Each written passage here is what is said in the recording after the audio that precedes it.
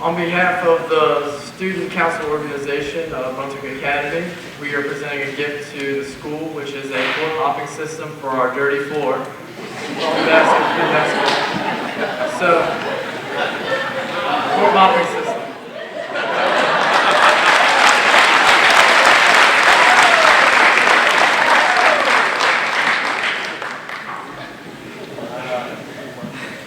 Welcome to our annual Mashed Potato Festival. Wrong speech.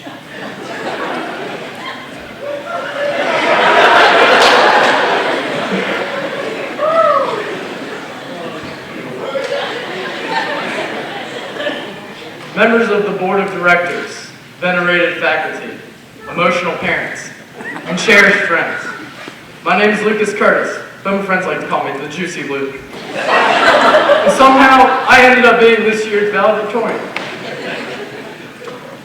I would like to thank all of you for being here tonight to celebrate this year's graduating class of 2015. Can I get a hearty round of applause for this class?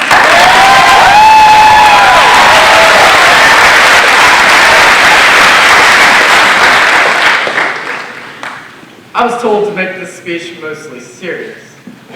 Well, if you truly knew me, you'd know that's completely out of character for me. So I'm going to start off with a knock-knock joke. Knock-knock. Boo. Don't cry. We're just graduating and going off to college really far away to live on our own for the very first time. That joke was brought to you by the impending doom of moving off to college away from family and friends and our parents' tears.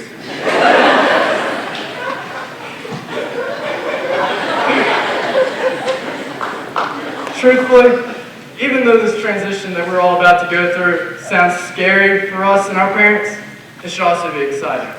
Graduation from high school is our first big milestone leading into the rest of our lives. Think about it. This is the place where most of us have spent most of our lives.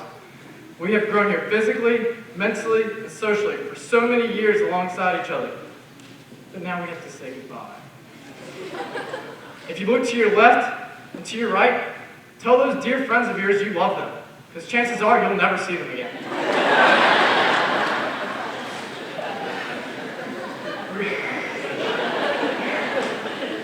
Regardless of how sad this fact is, we should not let this possible future distance from each other cause us to forget the endearing and benevolent memories we have racked up along the way.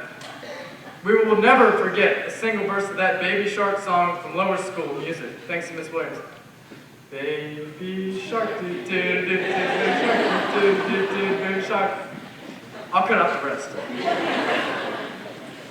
We will never forget the excessive torture and late nights that we endured in honors English. Thank you, Miss Wooten.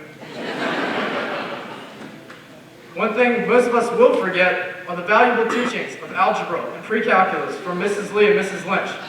The quadratic formula and the square root of 441 are facts that long ago slipped through our minds.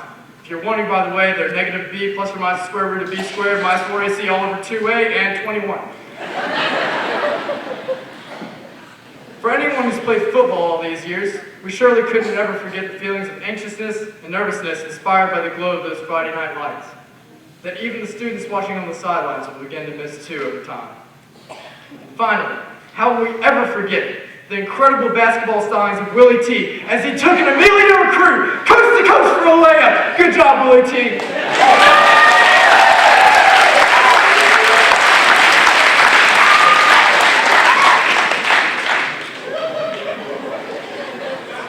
Undoubtedly, whether we accept it or not, we will miss this place and all the small things that come along with it.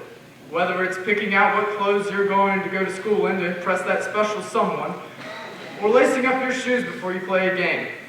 The feeling of adrenaline rushing during the national anthem. Finding yourself doing absolutely anything except what you're supposed to be doing during class. Or playing fun made-up games in the library every day. Looking at you, Mrs. Smith. By the way, we have a poster in the little kids' room that we put up for you, and we wrote a secret message to you you should probably check out sometime soon. Thank you for all you've done for us. It seems like these 4 years of high school have flown by almost uncontrollably.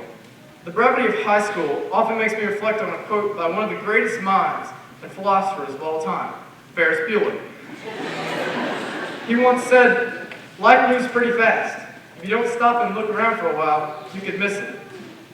I feel like my life in the past 4 years has gone too fast. And I hate that I didn't learn how to slow down and soak it all in completely until this year. My biggest regret is that I couldn't have been closer to more of you. Some of you are my closest friends, but some of you I barely know beyond the name.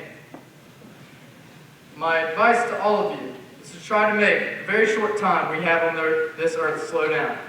Appreciate the people in your life. Tell them that you love them. And not only just tell them that you love them, but show them that you mean it. This world already has enough people dedicating their life to get rich. What it needs is more people who care for others and can appreciate the more simple things in life. So put down your cell phone, turn off your TV, stop playing that gosh darn video game, and go out to appreciate nature and thank God for getting you this far. And pray to Him to take Him where you truly need to go to achieve His plan for you and not where you want to go. As I edge towards the end of my speech, I'd like to thank a few people that got me to where I am today. First off, I'd like to thank my parents for always being there for me, for supporting and loving me all along the way. You guys are great. And specifically my mom, she worked the work ethic into me when I didn't want it, but I got it anyways. I'd like to thank my dad for teaching me to pursue my passions and always to chase my dreams, because that's the way he lives his life. And I'd also like to thank Lexi.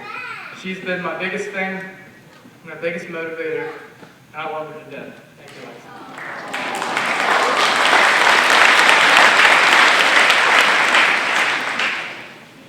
We draw so close to the moment we walk up on this stage to get the diploma that we've worked so hard for, some harder than others. Once we are handed this small piece of paper, we cease being high schoolers, and become adults, if you will. I don't know about you, but the thought of us becoming adults is absolutely terrifying. I could go the typical route and say that I look out into this crowd and I see the future's doctors, lawyers, Walmart greeters, and burger-flipping extraordinaires. But what I really see are the friends I've spent my whole life with. And I've seen a lot of you do a lot of questionable things, including myself.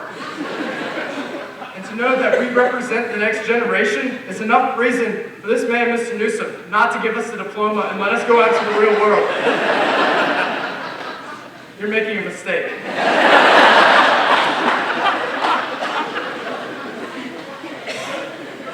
However, even though not all of us are the epitome of responsible adults yet, it doesn't mean that we can't make an adult-sized difference in this world. A saying that I've often heard is that in high school, you're a big fish in a little pond. And in college, in the real world, you're a little fish in a big pond. Yeah. This saying is meant to deflate the high school egos and to discourage you from chasing those larger-than-life dreams that make life worth living. My answer to this is quite simple. Chihuahua. You're probably asking, what? How does a Chihuahua have anything to do with this? Well, when we go in the real world, we're going to be small, and Chihuahuas are small dogs in a large dog-eat-dog world. When we enter the real world, we will be the small fish, but it doesn't have to stay that way. You must have the fierce disposition of the ferocious Chihuahua. Its doggy society dictates that its small physical stature confines it to small actions. But does the Chihuahua care? No, it doesn't! The Chihuahua bares its teeth and does whatever the hell it wants! Listen now, small fish. We will not always be small, because I know that the class of 2015 has the heart of a Chihuahua, and we are a force to be reckoned with. Never let anyone tell you what you can or cannot do. What you do with this short life of yours is up to you. The possibilities are endless for all of us. You can do whatever you set your mind to, as long as you disregard other people's opinions about your ambitions. Step outside of your comfort zone and make this large pond of ours like a puddle because of the vastness of our accomplishments. Someone has to become the big fish, and nothing smells fishy about the top dog being the Chihuahua-hearted Brunswick Academy Class of 2015!